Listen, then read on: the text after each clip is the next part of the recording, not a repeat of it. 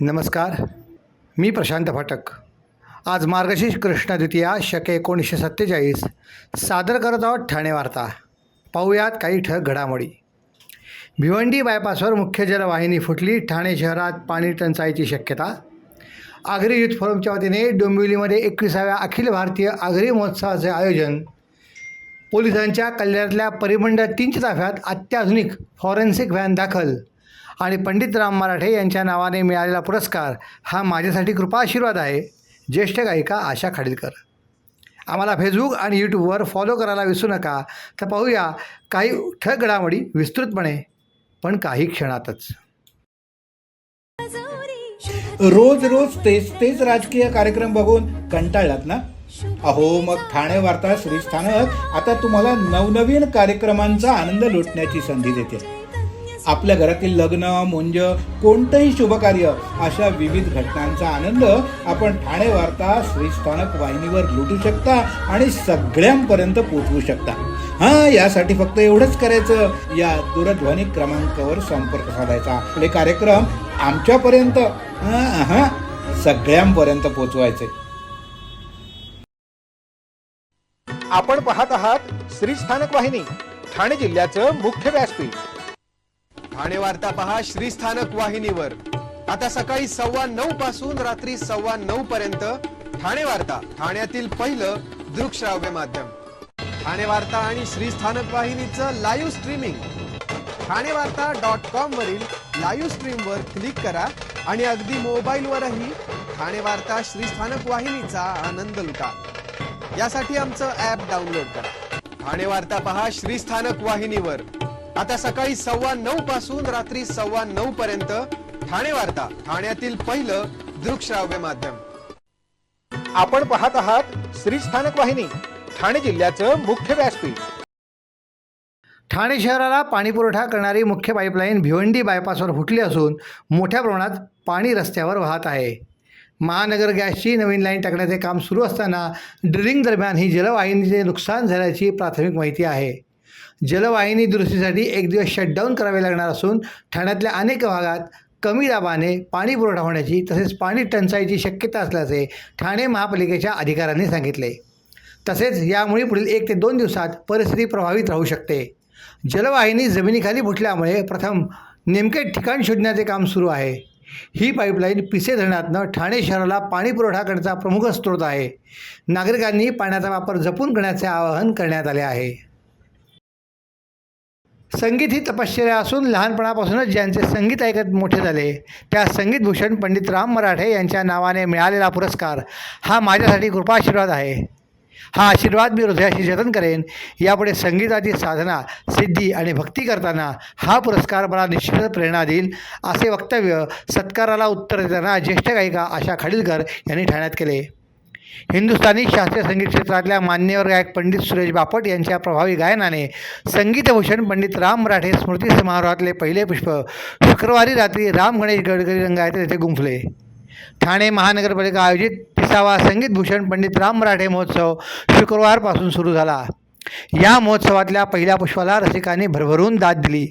यावेळी पंडित सुरेश बापट यांचा सन्मान महापालिकेचे अतिरिक्त आयुक्त संदीप माळवी व उपायुक्त उमेश बिरारी यांच्या हस्ते करण्यात आला.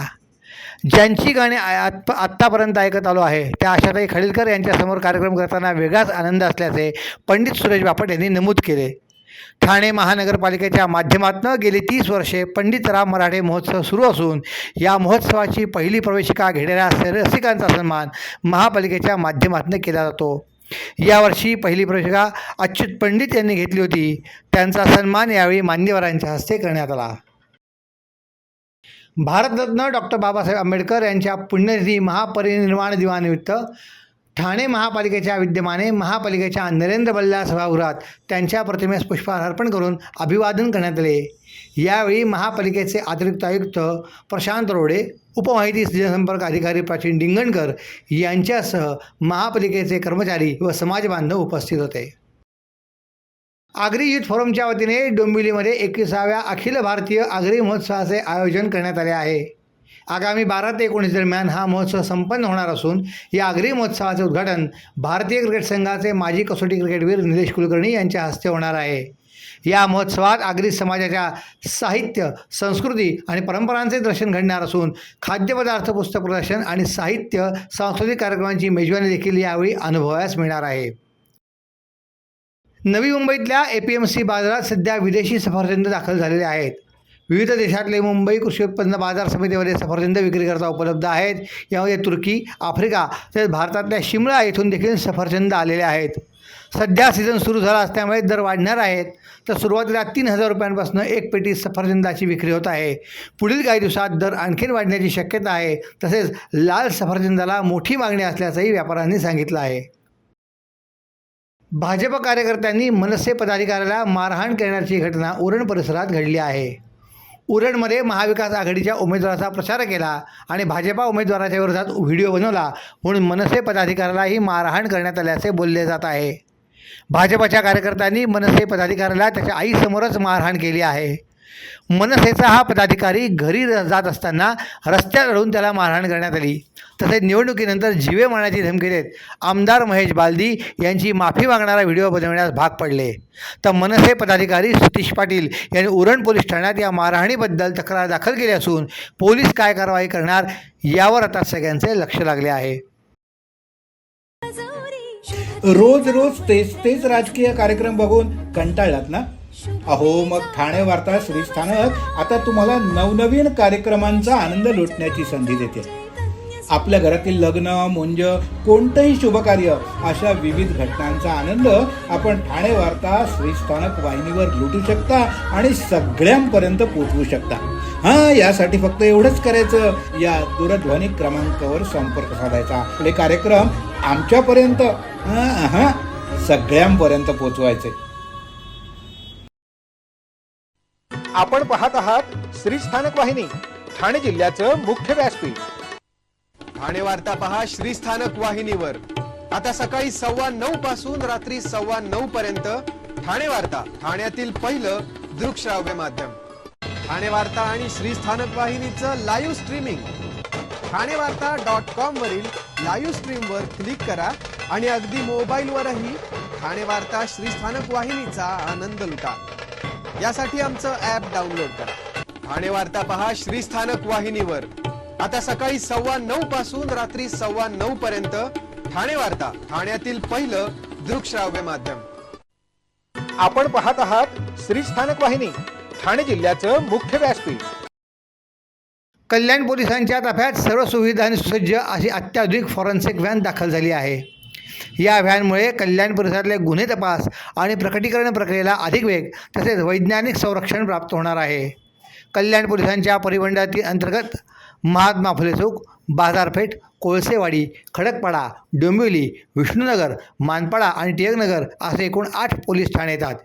या पोलीस ठाण्यांच्या हद्दीत घडणाऱ्या गुन्हेगारी घटनांची तत्काळ तपासणी करण्याकरता ही व्हॅन कार्यरत राहणार असून घटनास्थळी मिळालेल्या पुराव्यांचे भौतिक, रासायनिक, जैविक आणि डिजिटल विश्लेषण उच्च प्रतीच्या फॉरेन्सिक उपकरणांच्या सहाय्याने करणे सोयीस्कर होणार आहे.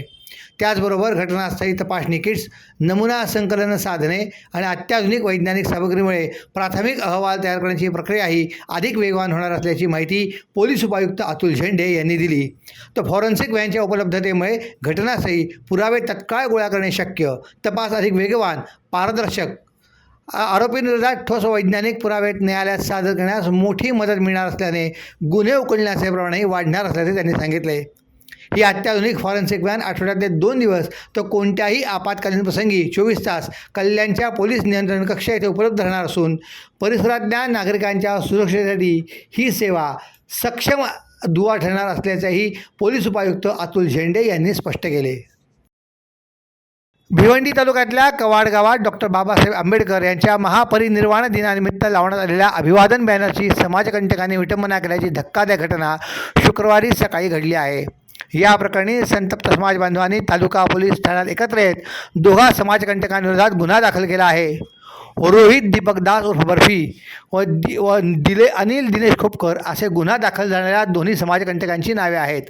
या दोघांनी भारतरत्न डॉक्टर बाबासाहेब आंबेडकर यांच्या महापरिनिर्वाण दिनानिमित्त अभिवादन करण्याकरता RPI सेक्युलरचे तालुका कार्याध्यक्ष व कवाड येथील रहिवासी विजय किसन भोईर यांनी कवाड नाक्यावर डॉक्टर बाबासाहेब आंबेडकरांच्या अभिवादनाचा बॅनर लावला होता आरोपी रोहित व अनिल यांनी दोघांनी संगनमताने या बॅनरची विटंबना करत बॅनर फाडून त्या बॅनरच्या जागी गावातल्या कार्यकर्त्यांनी स्वतःचे बॅनर लावल्याचा आरोप विजय भोईर यांनी पोलिसांना दिलेल्या तक्रारीत केला आहे. या प्रकरणी तालुका पोलीस ठाण्यात दोघांच्या विरोधात गुन्हा दाखल केला असून पोलीस योग्य तो तपास करून संबंधित आरोपींवर योग्य ती कारवाई करतील. ठाणे महानगरपालिका कार्यक्षेत्रातल्या नौपाळा कोपरी प्रभाग समितीअंतर्गत आज सर्वंकष स्वच्छता मोहीम राबविण्यात आली. 6 डिसेंबर भारतरत्न डॉक्टर बाबासाहेब आंबेडकर यांच्या महापरिनिर्वाण दिनाचे औचित्य साधून या सर्वंकष मोहिमेचे आयोजन करण्यात आले होते. या मोहिमेत ठाणे रेल्वे स्थानक परिसराची स्वच्छता करण्यात आली. तर स्थानक परिसरातल्या आजूबाजूच्या परिसराची साफसफाई करून डीप क्लिप उपक्रम राबविण्यात आला. तसेच कोर्ट नाका येथील भारतरत्न डॉक्टर बाबासाहेब आंबेडकर यांच्या पुतळ्या शेजारी परिसर स्वच्छ करण्यात आला. तर जिल्हाधिकारी कार्यालयाच्या परिसराची साफसफाई करण्यात आली. यावेळी सर्व ठिकाणी स्वच्छतेची शपथ घेण्यात आली. तसेच वर्तकनगर परिसरातल्या मुल्ला भाग या ठिकाणी सर्वंकष स्वच्छता मोहीम उपायुक्त मधुकर बोडके, आरोग्य अधिकारी डॉक्टर राणी शिंदे यांच्या आदेशान्वये राबविण्यात आली. शिका संघटित व्हा हा डॉक्टर बाबासाहेब आंबेडकरांनी दिलेला मूलमंत्र आजही समाजाला दिशा देतो. भारताची सार्वभौम राज्यघटना बाबासाहेब आंबेडकरांनी अत्यंत अभ्यासपूर्ण पद्धतीने तयार केली असून या संविधानाच्या बळावरच देशातल्या सर्वसामान्य नागरिकाला न्याय मिळतो आणि देशाचा कारभार लोकशाही मार्गाने सुचारूपणे चालतो, असे उद्गार उपमुख्यमंत्री एकनाथ शिंदे यांनी व्यक्त केले. चेंबूर येथील डॉक्टर बाबासाहेब आंबेडकर उद्यानात आयोजित भीमज्योत लोकार्पण सोहळ्यात ते बोलत होते.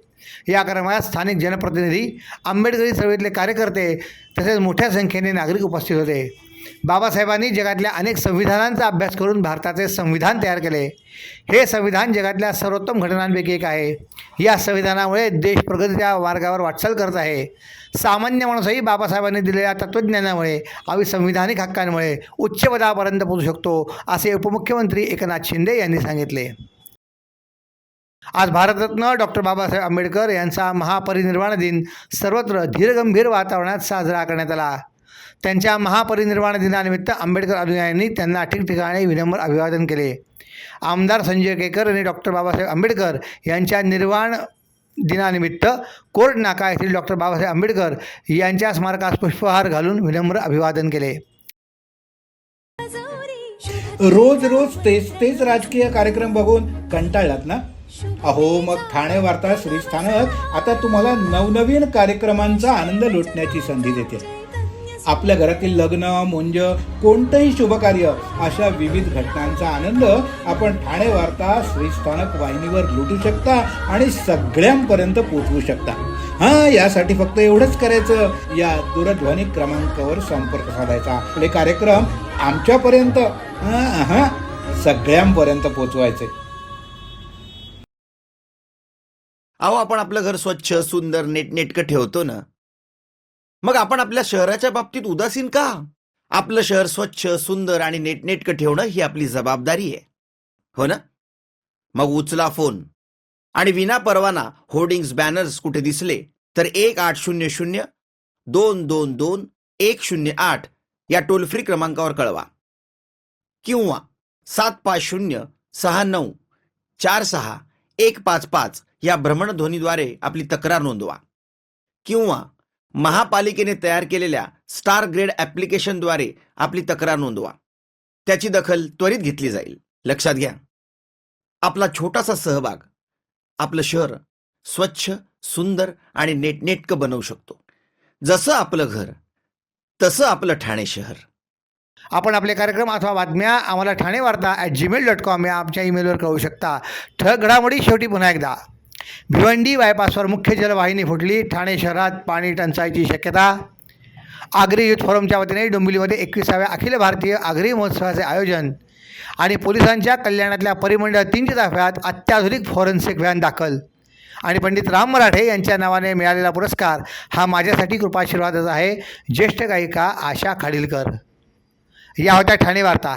आपली एखादी बातमी बघायची राहून गेली असेल तर आपण ठाणेवार्ता.in या आमच्या संकेतस्थळाला किंवा आमच्या फेसबुक पेज तसंच यूट्यूब चॅनलला अवश्य भेट द्या. तर पुन्हा भेटू पुढील बातमीपत्रात, फक्त श्रीस्थानक वाहिनीवर. धन्यवाद.